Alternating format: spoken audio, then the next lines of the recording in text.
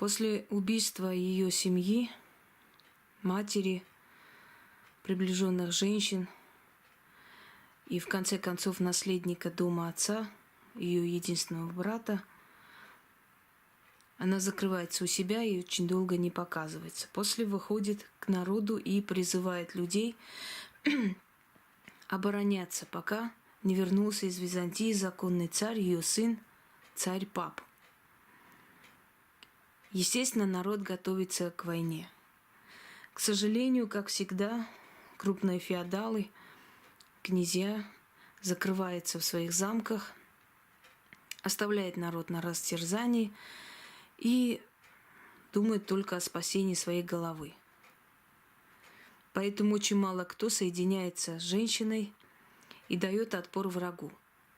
Выиграв несколько битв, она понимает, что ей силы не хватает. Отправляя гонцов в Византию к сыну, закрывается в крепости Артагерс.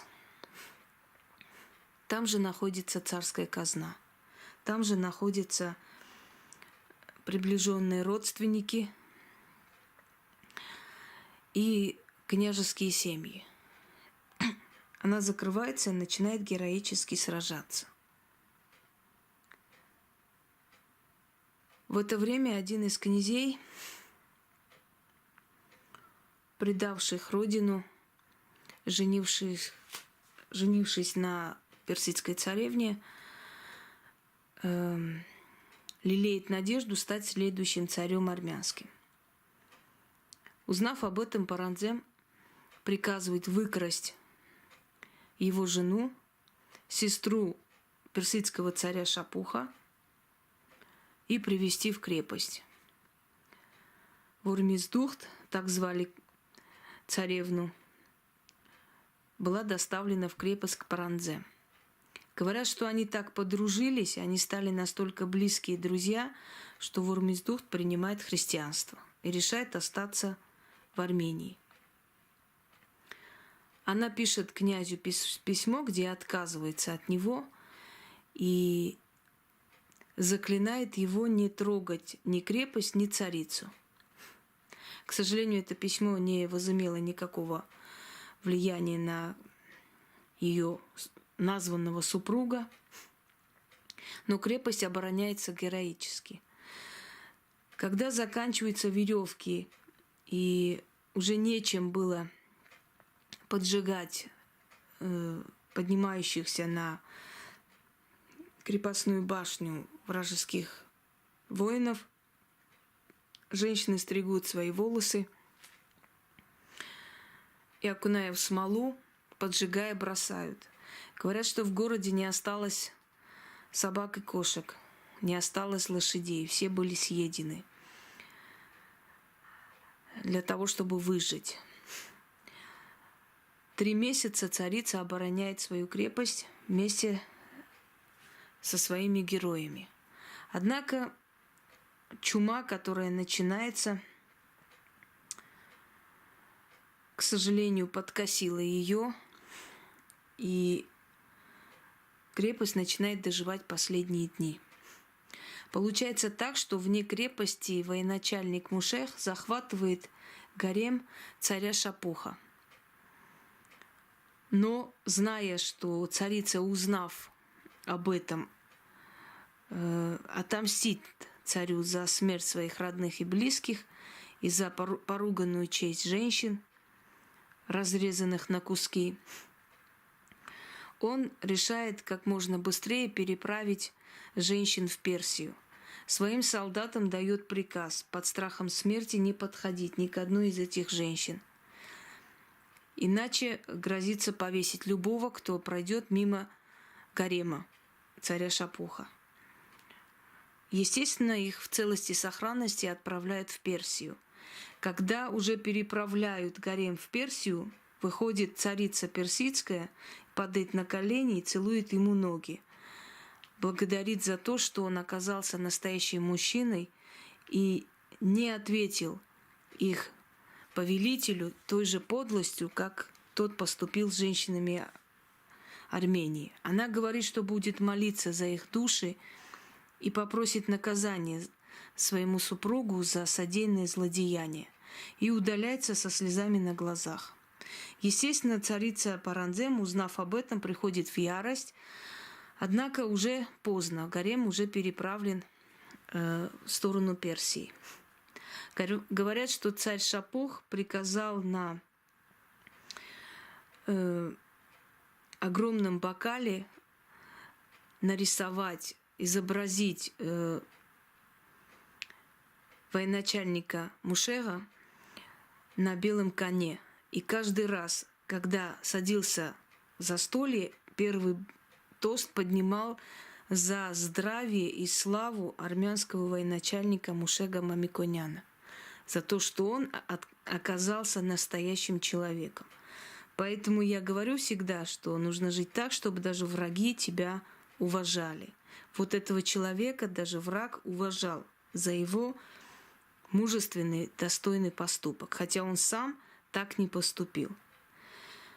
Крепость Артагерс пала в 363 году. Жители практически были уже погибшие от чумы. Те, которые остались, последние, сражались отчаянно и пали.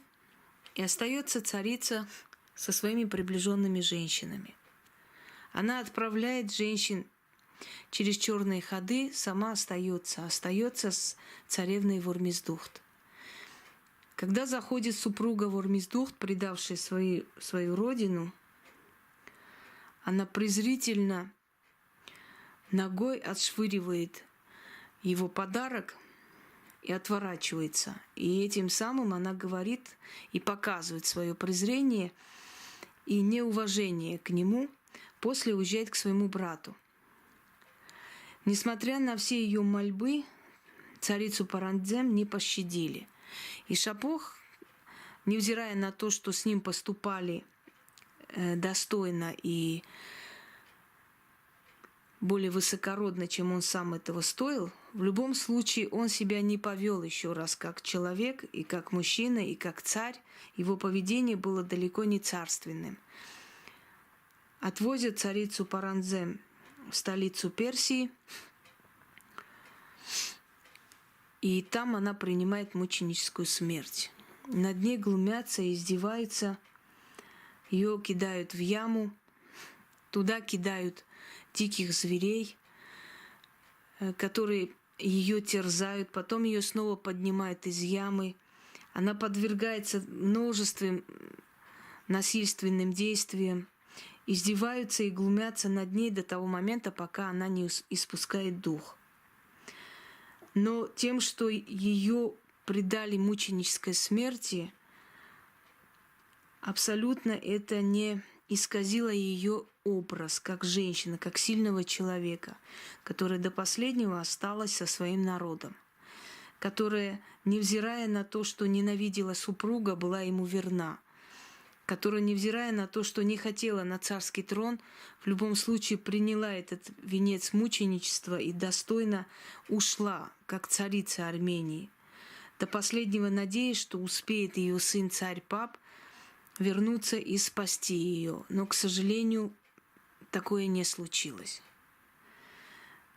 Ее молодой сын Пап, узнав о смерти матери, был безутешен, но вскоре он воссел на трон, возглавил страну и, к сожалению, предательски был отравлен. Опять же, руками близких и приближенных. Мы думаем, что у царей, у императоров, у власти имущих людей все прекрасно и все хорошо. Однако, если брали города и крепости, первыми, кого обезглавливали, это царственных особ. Крестьянин никому не был интересен. Он жил своей жизнью дальше, платил налог новому государю, а вот для того, чтобы обезопасить себя, первый удар получали цари и их потомки. Поэтому, дорогие друзья, насколько была трагична жизнь этой женщины, показала история. Невзирая на ее мученическую смерть, невзирая на то, что она ушла в достаточно молодом возрасте, ей было всего-то 33 года, она как человек оставила свой след в истории, как беззаветно преданная своей родине, преданная своему нелюбимому супругу, но законному супругу, преданная своему сыну и своим принципам. И я думаю, что ее история имеет право на существование, и она имеет право на память, на святую память сильной и достойной женщины.